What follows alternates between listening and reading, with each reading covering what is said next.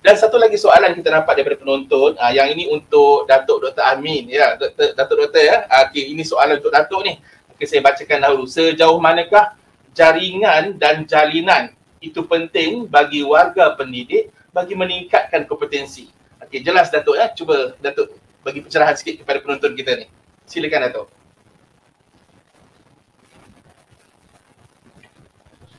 Sejauh mana jaringan dan juga jalinan itu boleh meningkatkan kompetensi, ya.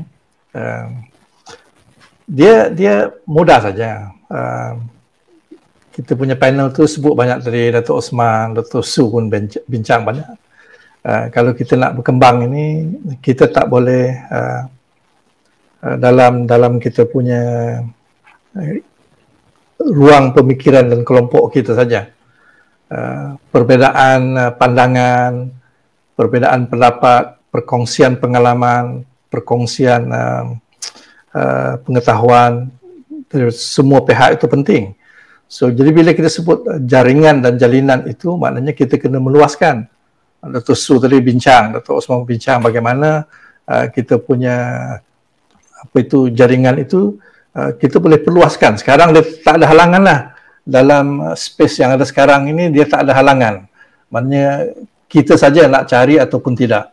So, jadi sebab itu, salah satu daripada kekuatan kita sebagai manusia ini bila kita belajar, ya, kita trigger pemikiran kita dengan idea-idea baru dan juga dengan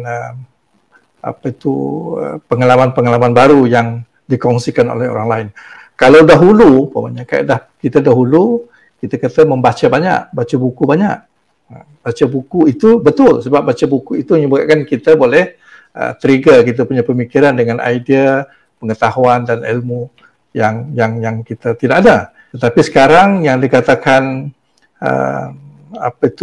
reading, membaca itu, dia tidak terikat kepada physical buku saja.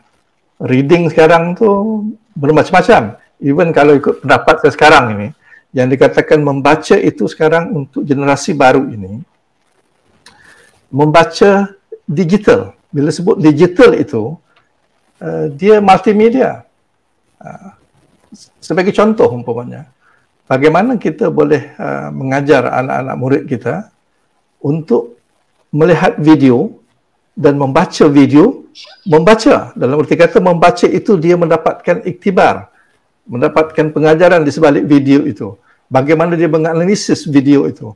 Bagaimana dia boleh mencerakinkan idea-idea dalam video dan sebagainya. Itu memerlukan kemahiran-kemahiran membaca, reading dalam konteks yang tidak terikat kepada physical reading. Tetapi digital reading itu perlu ada. Dan itu saya kata, guru-guru kita, bila dia keluar daripada dia punya kelompoknya, membina jaringan itu, banyak dia akan dapat benda-benda baru. Bukan semua yang kita dapat itu kita boleh gunakan, tetapi at least dia trigger a new kind of thinking. Bagaimana kita menyelesaikan masalah kita. Sebab itu saya selalu sebut, kalau kita nak ubah pendidikan kita di Malaysia ini, kita tak boleh mengharapkan pakar daripada luar untuk menyelesaikan masalah kita. Dia tak akan jadi macam itu. Mana-mana sistem pendidikan dunia ini, dia selesaikan masalah dia dengan orang dia sendiri yang menyelesaikan masalah dia. We are the one in this country, we are the one teachers in this country solve our problem. Orang lain hanya bagi tahu saja. Sebab itu kita kena gabungkan pengalaman kita yang berada menyelesaikan masalah ini dengan pengalaman orang lain. Mungkin pengalaman yang berada di Sepang ke, di Finland ke, di Australia, di New Zealand, even di US itu tak sama dengan pengalaman kita. You pergilah sekolah-sekolah yang berada di ceruk-ceruk itu, even di pinggir-pinggir bandar itu. Berbeza, kita sebut di pinggir bandar, tapi tak sama dengan pinggir bandar yang berada di US. Sebab the culture is different. So culture itu hanya kita saja yang boleh menguasai. Tapi the principle how to serve according to the context itu kita boleh belajar daripada orang lain. Tapi at last akhirnya kita yang ada dalam kelas itu yang akan menyelesaikan masalah kita. So jadi tujuan kita untuk membuatkan jaringan dan juga jalinan ini ialah pertama untuk mendapatkan pengetahuan-pengetahuan yang baru. Bidang-bidang yang baru itu banyak dapatan ilmu-ilmu baru. Yang kedua, pengalaman orang menyelesaikan masalah dia dalam konteks dia. Bagaimana kita boleh menyelesaikan masalah kita.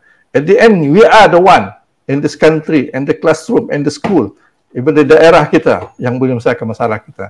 So, saya selalu sebut, don't wait for the Superman to solve your problem. Superman tidak akan datang untuk menyelesaikan. We are the Superman in our country. We are the Superman in our class. We are Superman in our school. So, jadi kita hanya mengharapkan orang luar itu hanya dari segi pengalaman mereka saja. Even yang istilah best practices ini pun. Best practices itu doesn't mean best practices itu berlaku di tempat lain itu dia menjadi best practices di tempat kita. No, because the best practices itu berlaku within the context and the culture di mana best practices itu berlaku. We are the one yang tahu culture kita. Prinsip best practices itu yes, tetapi kita tak boleh in total ambil untuk selesaikan masalah kita. No, kita yang tahu. We are the one. So, jadi saya rasa jaringan itu akan mempercepatkan untuk kita respon kepada permasalahan kita dan memberikan kita ruang untuk berfikir untuk menyelesaikan masalah kita. So, jadi go ahead. Sama ada di kalangan kita sesama kita dan you pergi abroad ke luar negara. Go ahead untuk dapatkan benda-benda. Tapi akhirnya we are the one in the classroom menyelesaikan masalah itu. Not orang lain. We are the one. Terima kasih.